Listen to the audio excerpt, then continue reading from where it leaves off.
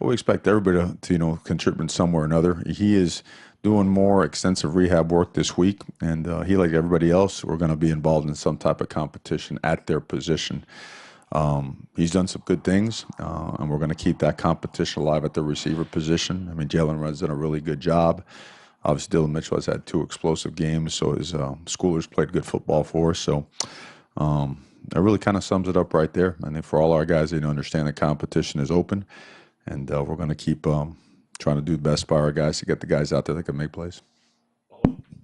Did you guys anticipate that in terms of having that depth there, or did when he came over, did you kind of not know what you had with Jalen and Brennan? And I don't think there's anything different at the receiver position, anything else in football or on this football team. I mean, I see a guy like Kano Dillon. He came into a position that may have been fully loaded, but he's getting significant snaps. He worked his way into it and has stayed healthy. Dallas Warmack came into a pretty stout offensive line and has worked himself into playing time. Tabar has come here. He's had some reps and he's done some really good things and needs to work on some other things. But that really, there's nothing big or little to it, just kind of playing it out as guys earn playing time. All the way back in the back. And Coach, your offense had 7 points in the second half last game. Mm-hmm.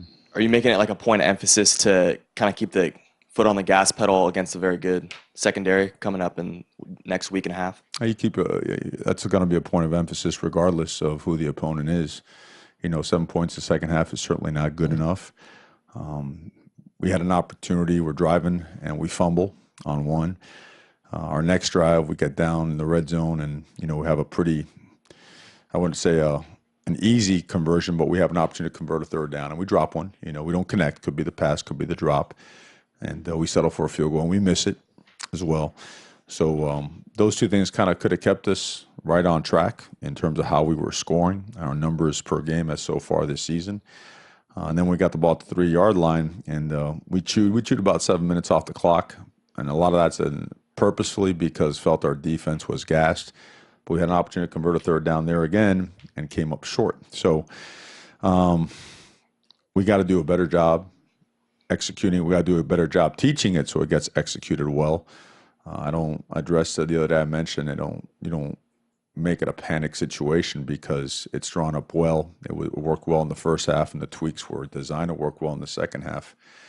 We got to make sure that we do get in the end zone because all those, running all those plays and gaining those yards and getting in position and not converting well, they don't serve you much at the end of the game, right? So keep harping on it, keep working it. Red zone defense is one of the strong points of the Washington defense. They do a great job in the red zone. You could see it in game 1. Auburn got down there a good chunk of times and couldn't get 7 points. They had to settle for field goals a bunch. So that stuff is always going to be emphasized, and being that we only had 7, it'll be, of course, emphasized even more.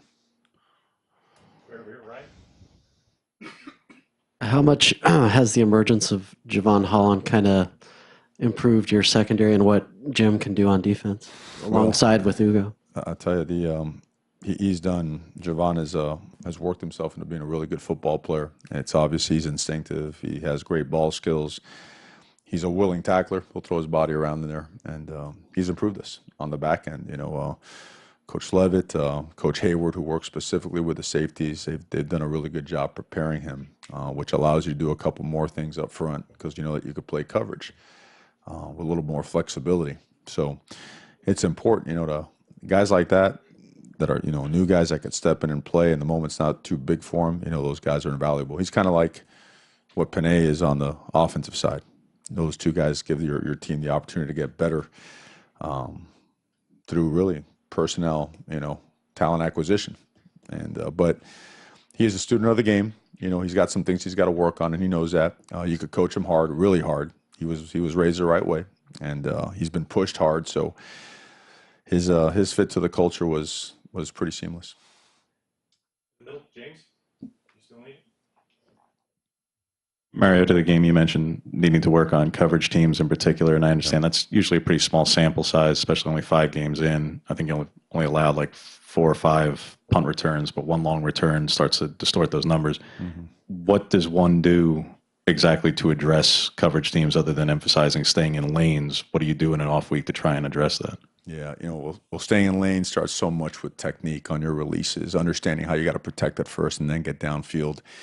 The disappointing part about our coverage this past game was I didn't feel we ran hard down there. And we opened up the game running down there, covered 3 kicks really well. We put some guys in there to see if we could sub some guys, right? It's important as the season goes on to get more guys playing time to take some of the reps off of the guys that have to play full games.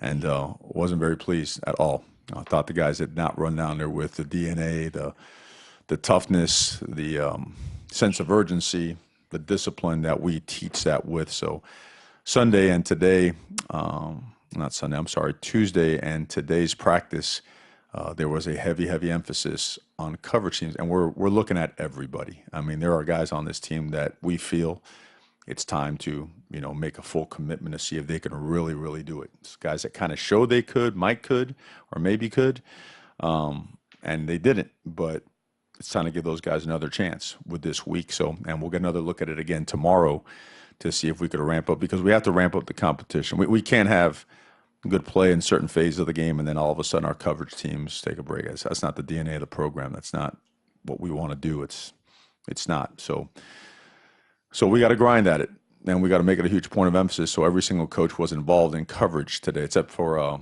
Coach Mirabal. That's not his specialty. He's over there, doing all that blocking stuff. So, but aside from him, every single coach was involved and running down there with him and coaching every single point, every single rep, because we have to get more out of it.